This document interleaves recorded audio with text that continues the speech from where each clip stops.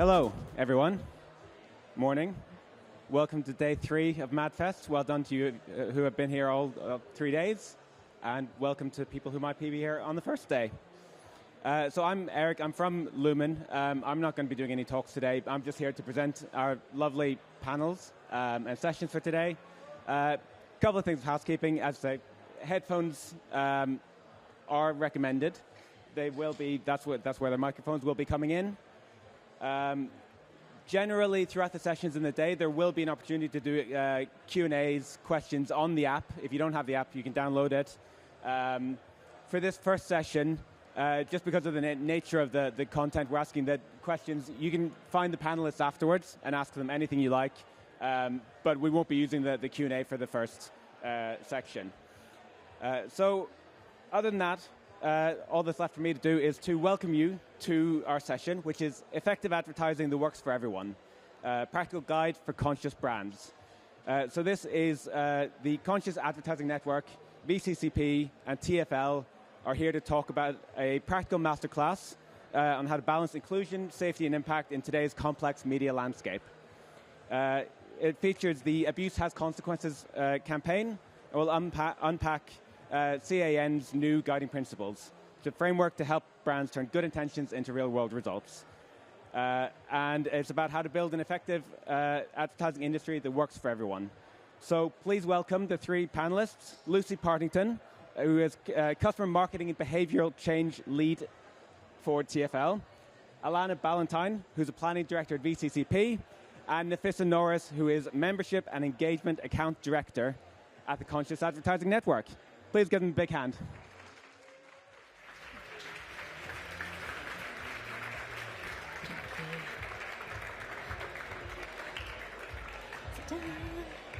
Morning, everybody. Thank you, Eric. Let's get ourselves seated. So firstly, hands up if anyone's used TfL this morning, train, bus, any form of transportation. Okay, not transformation, transportation. Lovely. Okay, so super relevant for our talk today, and good to know you're all listening as well. So the mics are, well, the headphones are working, rather. So, welcome. Thank you for coming to our session. My name's Nafissa Norris, as Eric has introduced.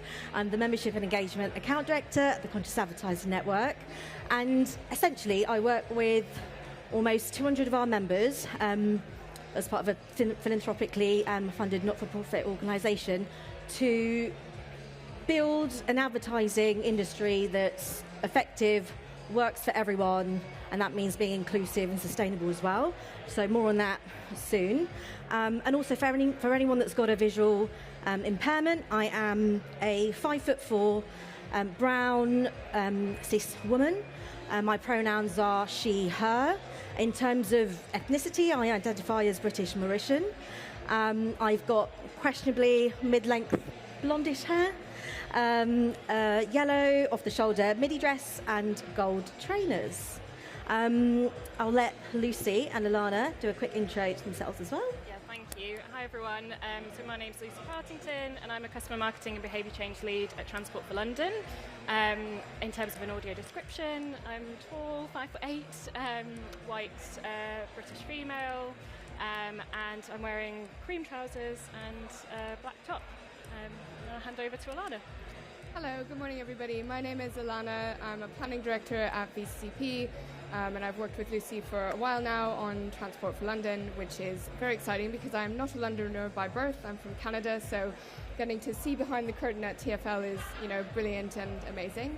My audio description of myself is I'm a white woman, 5'8"-ish, I think.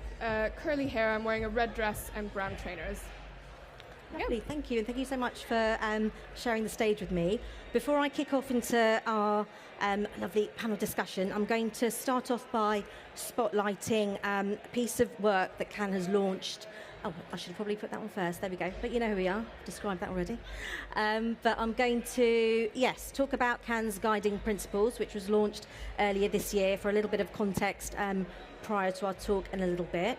So CAN's work is shaped by expert input from civil societies, advertisers, academia, and also the United Nations. And our members, through our annual survey, asked for clearer business cases and guides to help navigate creative challenges, and also topics such as AI, shock horror. So in doing so, through various consultation processes and with their valuable input, which we're thankful for, we launched the Can Guiding Principles. And I'll go through the 4 steps with you quickly now. There's a QR code there, which you can download as well. And I'll share it after our session, just in case you don't get a chance to do that. So firstly, we've got the fundamentals, and that means how do we put our teams together at the core? What feedback loops do we need to put in place to make sure that we are set up for success?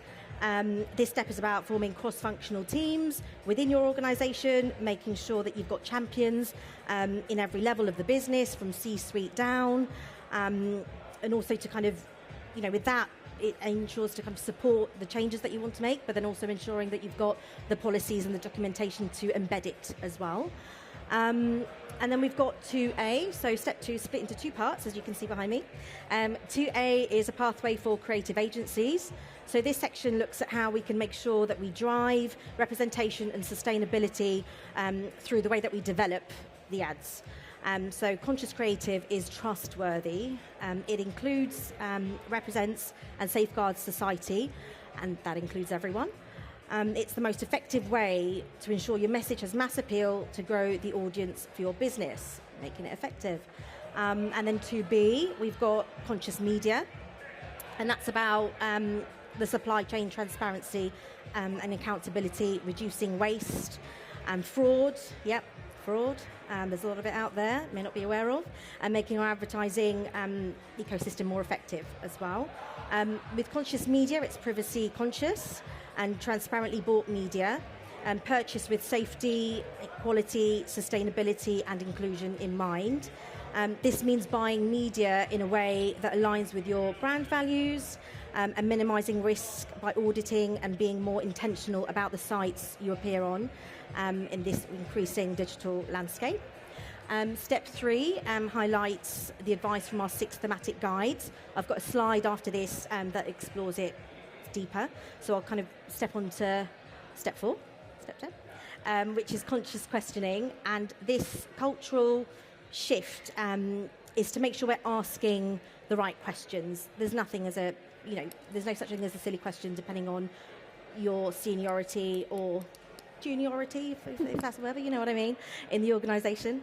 And also being brave enough to do so, and taking courage, in that space. So asking, where are my ads going? How many websites are my ads on? Do you have log level data so you can make decisions about the placements of your campaign? Conscious questioning will help you to know what your ads are appearing next to online, and to help you make better decisions, better data-powered decisions about effectiveness. So I'll move on to the next slide, where you can see our 6 guides up there listed for you. And these focus on ad waste and fraud, safeguarding people and planet, and promoting transparency and accountability in the supply chain. Advertising should inspire, innovate, and drive results without compromising human rights or freedoms. So, wowzers. Well, that sounds brilliant, doesn't it? A lot to take in. But what does that look like? What does that sound like? Is it attainable? Is it, a reasonable ask? Is it too much to ask? Are we asking for too much? And the answer is, no, we're not, because we're going to talk about a lovely case study here. The TfL campaign, Abuse Has Consequences, which Can member VCCP worked on as well. And looking forward to kicking off with this discussion, so everyone here can know what it can look like in action. So I'm going to kick off. I don't know if I should say first stop, but you might see some TfL puns coming in. I do apologise. But let's set the scene and understand the brief. So my question to you, Lucy, is what prompted this campaign? Can you talk us through the concerns raised by staff and what you needed the campaign to address from a safety and inclusion perspective? Yeah, of course. So I think the first thing to say is that the safety of our customers and our staff is a top priority for TfL, and we do a huge amount of work in this space. We've got a range of operational and enforcement activity across the whole network, including working with the police, extensive CCTV, and we have a range of campaigns as well to tackle crime and antisocial behaviour on the network, so tackling violence against women and girls, hate crime, encouraging safe bystander intervention. This particular brief was to support our staff, abuse of our staff. Sadly, post-COVID, we have seen an increase in crime and antisocial behaviour on the network, and in particular for our staff, we've seen significant increases in verbal and physical abuse, threats, aggression, hate, and no one should feel afraid to do their job, and we take any form of abuse against our staff incredibly seriously. We do have a range of measures in place to support our staff. We have body-worn video cameras that most of our staff wear. They receive training. There's dedicated workplace violence support teams. But we do feel like comms can play a key role in helping to support our staff, both to reassure customers and staff that we take this issue really seriously, but also to hopefully send a really clear message to potential perpetrators to get them to rethink their behaviour. So this particular brief was designed to send that clear message, and we did have an existing campaign, but we had feedback from our staff that it was seen as too gentle, especially in light of some of the increases in aggression that we've seen. So this brief, going into it, we knew that we needed something a bit firmer that was going to really land that message for customers and staff and potential offenders as well. It's quite a loaded brief, isn't it, that needs to be handled with care and respect, because you're really talking about TfL staff, so quite the task there. So I suppose then leaning into the research aspect, and I've got a question for the both of you, but I'll go to you first, Lucy, just to kind of add on to what you've just said just now. And my question is, so what steps did you take to understand the lived experience of TfL staff, and how did that research shape the direction of the campaign, and who was involved in the process? Yeah, well, because it's a campaign for our staff, it was really important that we got their feedback first and foremost. So one of the very first things that we did was arrange some research out of hours at Victoria Station for VCCP and TfL to actually go and shadow some frontline members of staff to really see what they go through on a day-to-day basis and hear from them some of the experiences that they've sadly faced.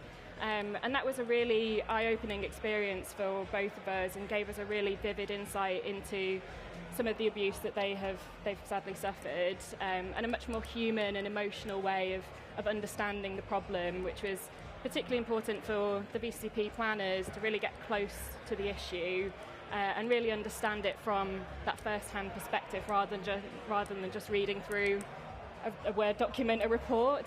So a really vital step in starting that process. Yeah, definitely. And getting to do research firsthand as a planner is always brilliant. But this is the kind of thing that you just kind of can't believe how bad it really is.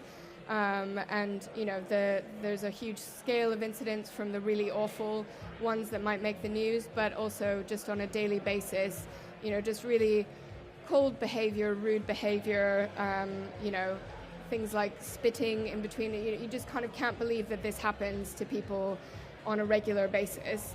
So the intimidation, the threats, is a really uncomfortable thing. And actually, as a planner, you kind of want to close your eyes to it and pretend it is not as bad as that. But the first-hand research really kind of helps you, become conscious of the reality of it. So that then becomes really invaluable for developing the campaign, and getting a sense of how hard-hitting it has to be to address the concerns of the staff. And when you're briefing the creatives, you can bring that lived experience and transmit it on behalf of the staff into the creative team that you're working with. So getting to do that first-hand research was, I think, a big part of the campaign, and what made it successful. It must be so hard, but I suppose the flip side would be to ensure that the TfL staff truly feel seen and heard, even though it's almost that privilege of wanting to close your eyes because you're going to do the research, but this is their day-to-day and livelihood. And it's just so refreshing to hear that you're almost stepping in their shoes to work on a campaign for them primarily. and I suppose to use that as building blocks to build the campaign. So to build on what you've just said, Alana, so how did you translate the insights and objectives into the creative concept? And what were the key considerations to ensure the campaign did reflect TfL's values and that it also connected with diverse audiences? Yeah, so I think the big thing is, as Lucy said, there had been a previous campaign. It was seen as quite gentle. The vibe was, let's all work together and let's be kind to each other, which is definitely one approach. But I think we wanted to kind of acknowledge the problem and acknowledge the seriousness of the problem rather than kind of glossing it over, which did take quite a lot of bravery on behalf of TfL. To go out with such a hard-hitting message, but I think it was really the right thing to do and sent a strong message to the public, first of all, that this is a serious crime that has consequences, and also to customers who are not abusing staff for the most part, that TfL is an organisation that cares about its staff and supports them and backs them. So I think the first thing was to be clear that this is, a serious issue and we are acknowledging that. And then, you can see the creative behind you. I'm sure you've seen it on the network. But it's, a lot of TfL advertising is very colourful, very fun, eye-catching, engaging. And we had to kind of evolve our brand world or adapt it to suit this campaign. So you can see there's very dark colors. We sort of semiotically drew on some the cues of prison, the law, to get that message across. So it's not just the words on the page that are sending that signal. Semiotically, this should make you feel a little bit uncomfortable. The texture on the background, the prison bars, the handcuffs, the fine, all of that is meant to kind of send the message that there are serious consequences for abusing staff. Because I think, we wouldn't want anybody to feel that, you could get away with it, that it doesn't really matter, that nobody's looking out for the people that you encounter every day on the underground. So, conveying real consequences was really important.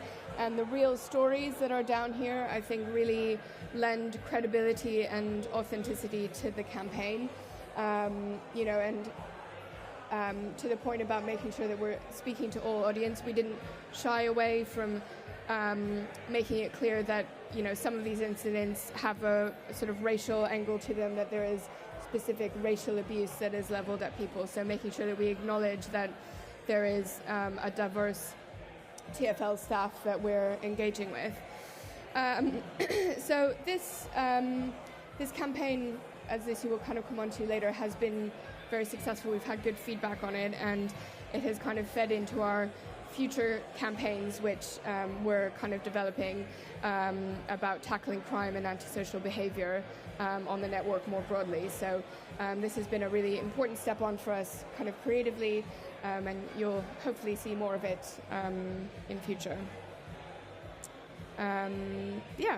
And I think, I don't know if we'll talk about, we'll probably talk about research in a little bit, so I'll wrap up. I mean, I was going to say, they really do stop you in your tracks. It's not a case of just words and pictures and colours. Clearly, the research and steps that you've taken beforehand has led to, the careful curation of what you see behind me now, and also to provoke those emotional reactions from, passengers as well, and to really make you stop and read and really kind of feel the impact that this creative is trying to get from you. So I suppose with this messaging, now looking at how it landed internally and externally as well, question to both of you. I'll start with you, Lucy, first. How did you bring internal stakeholders along the journey, from frontline staff to leadership, and what were some of the unique media placements or touch points that helped the campaign resonate? Well, TfL is a huge organisation, so the stakeholder engagement was extensive on this campaign. We shared it throughout the journey at strategy and creative stage with all of our operating leads, so the tube, overground, buses, DLR, trams, Elizabeth line, as well as our internal policing colleagues, external policing partners, because these are obviously co-branded, so we shared it with British Transport Police, Metropolitan Police. We even took it to trade unions who represent a lot of our frontline staff as well. Shared it at an ExCo level, Chief Safety Officer, Chief Operating Officer, the Commissioner. So yeah, a huge amount of people to bring on board, but that was really critical to ensure that we had feedback from across the organisation and really had that buy-in throughout the process. So when it came to launching the campaign, we had their full support from a senior level right through to our frontline teams. Because we did also do some research, as Alana just alluded to, with a range of customers and frontline staff, including our revenue protection inspectors, who unfortunately face a lot of abuse when they're doing their job.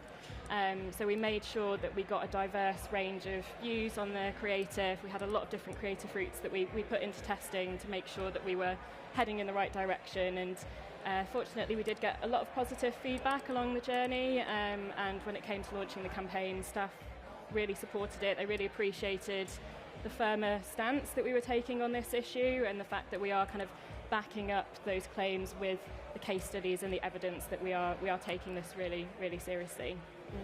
Right, so I'll just flick to the in situ images there as well. Yeah, I have to say TfL's stakeholder engagement process is very extensive, but actually it is very instructive actually to really see behind the scenes of an organisation and really kind of understand them as an organisation fully, so as to be sure that we're creating the right work. So yeah, it does take time, but it is absolutely worth it. So these are some of the media placements.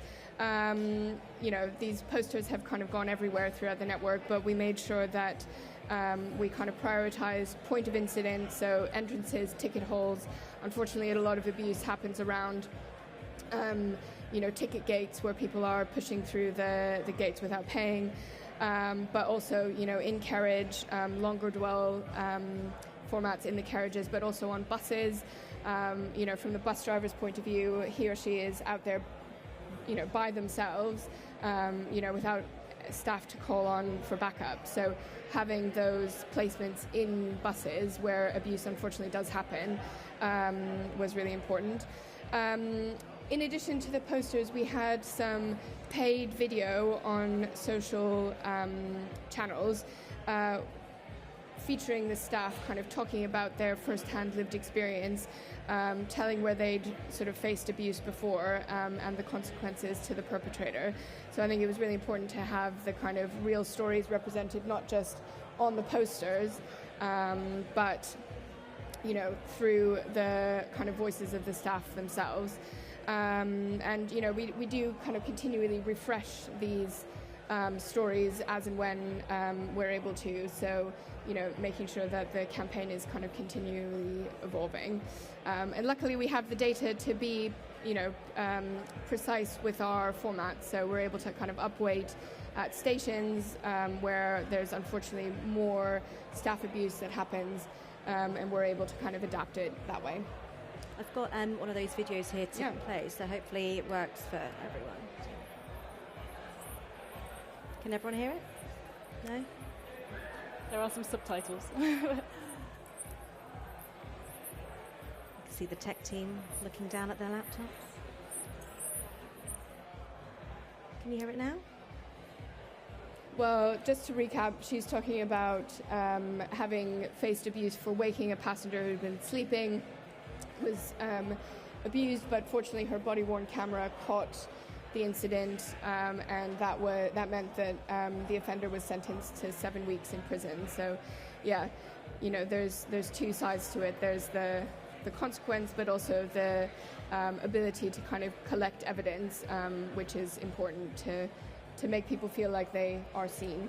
I mean, quick show of hands if you want me to rewind for anyone to read the subtitles. They can. Would anyone want me to do that? Or all good? Shall we keep going? All right, let's go. And then we've got some PRs, press releases up there as well. Yeah. I just want to say watching the video before and, looking at the campaigns, I know that we spoke about this in our briefing conversation, but I've got my youngest brother 10 years younger, is autistic, and he is frontline TfL staff. And I remember, I knew about this campaign a while ago, and I think it might have even been December last year, early this year. Got off the train at Swiss Cottage, and one of these posters just hit me as a passenger, not quite literally. I stepped off the train, and then I saw the poster. And I just thought, wow, I know about this campaign, but okay, wow, I'm looking, I'm reading it, and I know, firstly, I just wanted to say thank you to you both, even though it was the first time we were speaking. Sorry, didn't cue in emotional wobble there. But we've got a couple more questions to go, so lots more to hear. But just, thank you not only from Conscious Advertising Network, but from a sister of a TfL staff member as well. So, circling back to the CAN guiding principles, Alana, so how did the CAN guiding principles and CAN guides support VCCP's approach to this campaign? Were there any key points of reflection or adjustments made along the way? So we are aligned to CAN and work with CAN at an agency level. So, it's part of our mission as an agency to be responsible, and that obviously means we're very aligned with TfL. It's part of the kind of agency requirements to work with TfL to have procedures and principles and process in place to ensure that we are responsible in the broadest sense of the word. We have that ambition to be an ethical business, and everybody who works on TfL is kind of picked with that in mind, to the people who have a real passion for inclusion and accessibility and sustainability are the people who end up working on the account. Going back to the kind of CAN principles, representation is something that we take very seriously, both as an agency level, through our own DA&I programs, but then specifically on an account level, we have quite a robust process to accurately represent all Londoners. We kind of very actively lean into the casting process to make sure that's representing all Londoners. We have a lot of data to hold ourselves accountable, a lot of tracking. So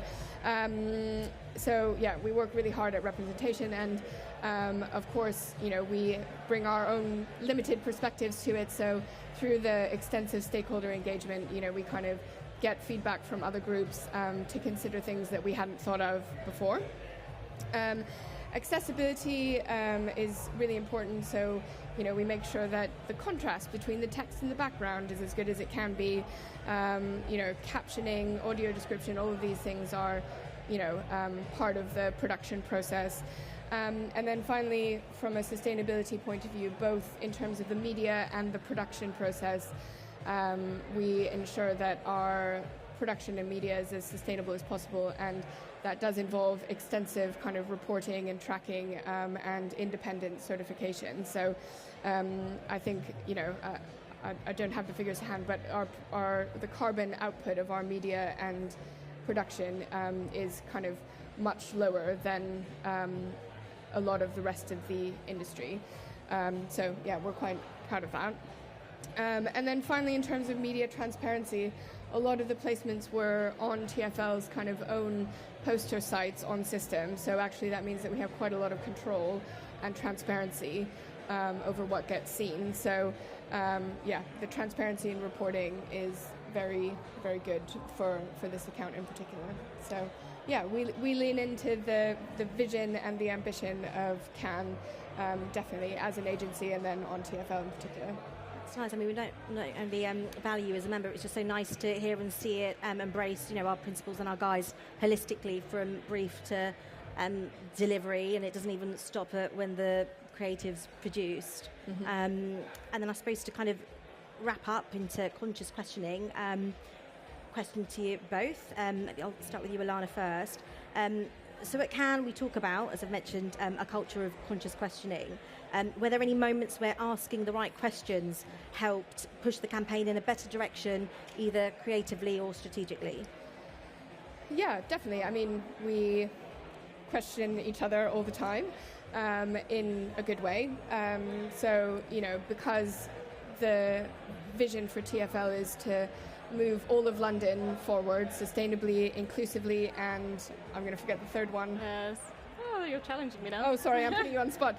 But ensuring that TfL delivers for everybody in London means that we really have to kind of push ourselves in a way that I've never had to on any other client. So having those brave conversations and being willing and able as an agency to hear feedback from all of the accessibility and stakeholder groups and take that on board and take that seriously and integrate that feedback into the campaign is a big part of working on the account.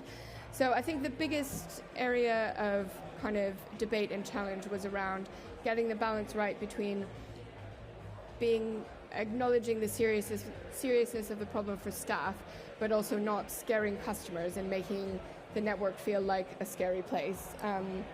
So we had a lot of debate. Obviously, this is what you saw on screen is not the first piece of creative work we produced. There was lots of different options that we produced across a few rounds of creative development. So really kind of working to get that balance right is, I think, the area that we debated most in the process of getting to this campaign. Yeah, definitely. And I think between VCCP and TfL, we have a really strong relationship, and we try to lean into those open and honest conversations and challenging discussions. But in this particular instance, finding that right tone, research really helped us with that. We put a lot of different routes into testing and got some feedback from both customers and frontline staff to really help us shape the approach. So yeah, lots of questioning, but always made sure to keep it objective, constructive, solutions focused, and I think we got to a really good place that was well received by both customers and staff. They found that we'd found that right tone, and yeah, we do continue to discuss the campaign with staff. We have a lot of employee engagement that is ongoing to demonstrate that we're still tackling this issue, and yeah, we had some really positive feedback from staff when the campaign launched as well. Perfect. Well, thank you so much for talking us through the Recess Consequences campaign. It's all well and good going through 4 steps of our CAN guiding principles, but it's nice to, see it fully in action to inspire other, brands and agencies out there as well, and to really emphasise that abuse does have consequences in real time, and advertising can play a huge part in ensuring that is the case, obviously, in this campaign. So I'm now going to kind of wrap up with the CAN guiding principles again in a nutshell for you. So there's a bit of a slide if anyone wants to snap it up. But, essentially, embrace conscious thinking. Engage across teams and communicate your expectations in line with our asks at CAN. Set smart goals. Ask more questions. Yep, questions, never too many. Assess all new vendors and tech, especially AI. I know plenty of us are using it. Drive transparency through your supply chains. Generate and share case studies. So moments like this can happen, and then we can inspire others to embrace our guidelines too. And celebrate wins. You can have fun. So please do so. So I will move on next to, there we go. So there's the QR code if anyone wants to download the CAN Guiding Principles. If anybody's interested in joining the Conscious Advertising Network, you can email hello@consciousadnetwork.org, or I'm the only Nafisa Norris on LinkedIn. So find me, connect with me, you can DM me, and I'm happy to follow through with a conversation afterwards. And as Eric alluded to earlier, if anyone does have any questions, if you can kindly wait for us to get off stage, Alana, Lucy and myself are open to having an open discussion due to the sensitive nature of this topic that we discussed in this campaign.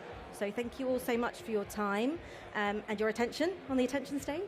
And yeah, we'll leave it there. Thank you. Thank you.